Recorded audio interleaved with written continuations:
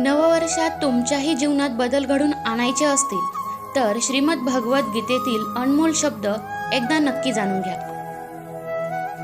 श्रीमद भगवद्गीतेमध्ये भगवान श्रीकृष्णाच्या शिकवणीचे वर्णन आहे, जे त्यांनी महाभारत युद्धाच्या वेळी अर्जुनाला दिले होते. तुम्हीही जाणून घ्या.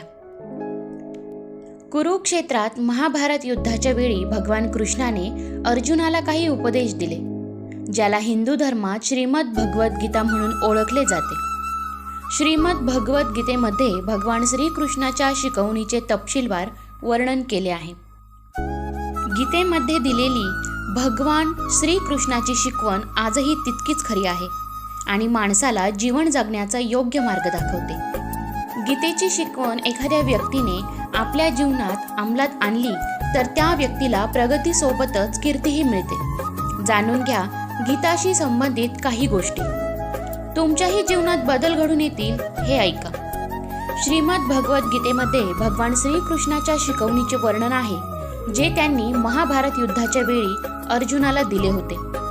नवीन वर्षात हे शब्द अंमलात आणल्यास तुमच्या जीवनात बदल घडून येतील. भगवद्गीतेत भगवान श्रीकृष्णाने अर्जुनाला काय सांगितले? भगवान श्रीकृष्णाने युद्धाच्या वेळी गीतेच्या प्रवचनात अर्जुनाला सांगितले होते की कोणत्याही व्यक्तीची परिस्थिती कितीही वाईट असली तरी ती नेहमी सारखी राहत नाही.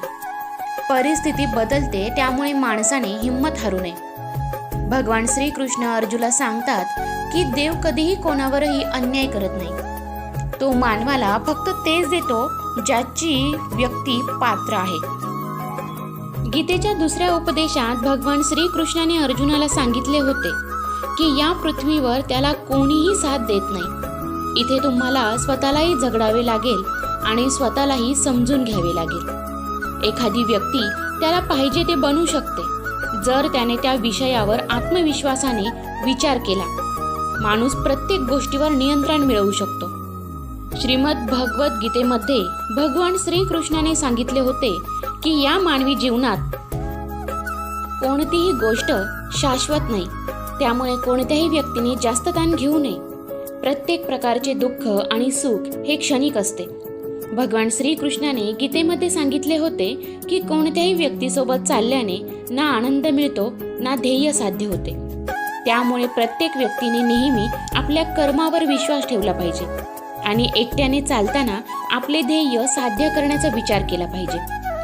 श्रीमद भागवतात श्रीकृष्णाने अर्जुनाला सांगितले की आपण आपल्या समस्यांसाठी जगाला दोष देऊ नये. यासाठी सर्वप्रथम आपले विचार बदलणे अत्यंत आवश्यक आहे. आपले विचार बदलून आपण अनेक दुःखांचा अंत करू शकतो. श्रीमद भागवतात सांगितले आहे की माणसाला राग येऊ नये, परंतु तुमचा राग जेव्हा धर्म आणि प्रतिष्ठेसाठी केला जातो तेव्हा तो दंडनीय ठरतो. पण सहिष्णुता हे पाप बनते जेव्हा ते धर्म आणि प्रतिष्ठा वाचवू शकत नाही. श्रीमद भागवतात असे लिहिले आहे की फक्त भित्री आणि कमकुवत लोकच गोष्टी नशिबावर सोडतात. जे बलवान असतात त्यांचा स्वतःवर विश्वास असतो, ते नशिबावर अवलंबून नसतात. श्रीमद भागवतात लिहिले आहे की आपण नेहमी एकमेकांना आधार दिला पाहिजे. अडचणीच्या वेळी सल्ल्याबरोबर साथ द्या. सल्ला कधीच तुमची साथ सोडत नाही. शरीर नश्वर आहे पण आत्मा अमर आहे, असे श्रीमद भागवतात लिहिले आहे. ही वस्तुस्थिती कळल्यानंतरही माणसाला आपल्या नश्वर शरीराचा अभिमान वाटतो, जो निरुपयोगी आहे. शरीराचा अभिमान न बाळगता माणसाने सत्याचा स्वीकार करावा. तसेच मित्रांनो, वेळ ही कधीच सारखी नसते. गीतेच्या या शिकवणी देतात प्रोत्साहन. गीतेचे थोडे ज्ञान आपण आपल्या जीवनात आत्मसात केले तर आपल्याला अनेक संकटांपासून मुक्ती मिळेल. तुम्ही तणावमुक्त जीवन जगू शकाल. कुरुक्षेत्राच्या युद्धात भगवान श्रीकृष्णाने अर्जुनाला दिलेला श्रीमद भगवद्गीतेचा संदेश संपूर्ण मानवजातीसाठी उपयुक्त आहे. गीता हा एकमेव धर्मग्रंथ आहे जो मानवाला कसे जगावे हे शिकवतो. गीता जीवनात धर्म, कर्म आणि प्रेमाचे धडे देते. गीता हे संपूर्ण जीवनाचे तत्वज्ञान आहे आणि त्याचे पालन करणारा व्यक्ती सर्वश्रेष्ठ आहे. गीतेत श्रीकृष्णाने सांगितले आहे की काळ कधीच सारखा राहत नाही. गीतेचे थोडे ज्ञान आपण आपल्या जीवनात आत्मसात केले तर आपल्याला अनेक संकटांपासून मुक्ती मिळेल. तुम्ही तणावमुक्त जीवन जगू शकाल. वर्तमानाचा आनंद घ्या. एखाद्याने भूतकाळ आणि भविष्याबद्दल चिंता करू नये, कारण जे काही घडायचे आहे ते होईल. जे घडते ते चांगल्यासाठीच घडते, त्यामुळे वर्तमानाचा आनंद घ्या. आत्मभावात राहा.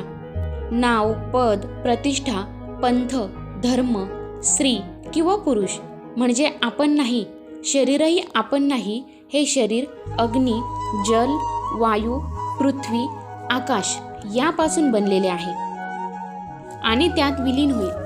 पण आत्मा अमर आहे आणि आपण आत्मा आहोत. आत्मा कधीही मरत नाही, त्याला जन्म किंवा मृत्यू नाही.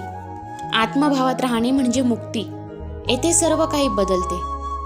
बदल हा जगाचा नियम आहे. येथे सर्व काही बदलते. त्यामुळे सुख दुःख, नफा तोटा, जय पराजय, मान अपमान आदी भेदात एकाच घरात राहून आपण जीवनाचा आनंद घेऊ शकतो. क्रोध हा शत्रू. तुमच्या रागावर नियंत्रण ठेवा. क्रोधामुळे गोंधळ निर्माण होतो आणि गोंधळामुळे बुद्धी विचलित होते. यामुळे स्मरणशक्ती नष्ट होते आणि त्यामुळे व्यक्तीचे पतन होते. क्रोध, काम, वासना आणि भय हे आपले शत्रू आहेत. देवाची भक्ती. स्वतःला देवाला समर्पित करा, मग तो आपले रक्षण करेल आणि आपण दुःख, भय, चिंता, शोक आणि बंधनातून मुक्त हो. स्पष्ट दृष्टी. आपल्याला आपला दृष्टिकोन शुद्ध करावा लागेल. ज्ञान आणि कृती एकाच रूपात पाहावी लागेल, ज्यामुळे आपला दृष्टिकोन बदलेल. शांत राहा. अस्वस्थ मन शांत करण्यासाठी मन एकाग्र करा. ज्ञान आणि कर्म निश्चित करा, अन्यथा अनियंत्रित मन आपले शत्रू होईल. कृती करण्यापूर्वी विचार करा. आपण कोणतीही कृती केली तरी त्याचे फळ आपल्याला भोगावेच लागते. म्हणूनच कृती करण्यापूर्वी विचार केला पाहिजे. तुमचे काम करा. इतर काही काम उत्तम प्रकारे करण्यापेक्षा स्वतःचे काम करणे चांगले, जरी ते अपूर्ण राहिले तरी. समानतेची भावना. सर्वांप्रती समानता, सर्व कृतीमध्ये कार्यक्षमता आणि दुःखाच्या संसारापासून अलिप्तता याला योग म्हणतात. तर मित्रांनो, कसा वाटला व्हिडिओ कमेंट करून नक्की कळवा आणि ही जीवनाची सूत्रे नक्की अवलंबवा. आणि जर तुम्हालाही काही अनुभव असतील तर कमेंट करून नक्की कळवा. आणि जर तुम्ही चॅनलवरती नवीन असाल तर चॅनलला सबस्क्राईब करायला विसरू नका. धन्यवाद.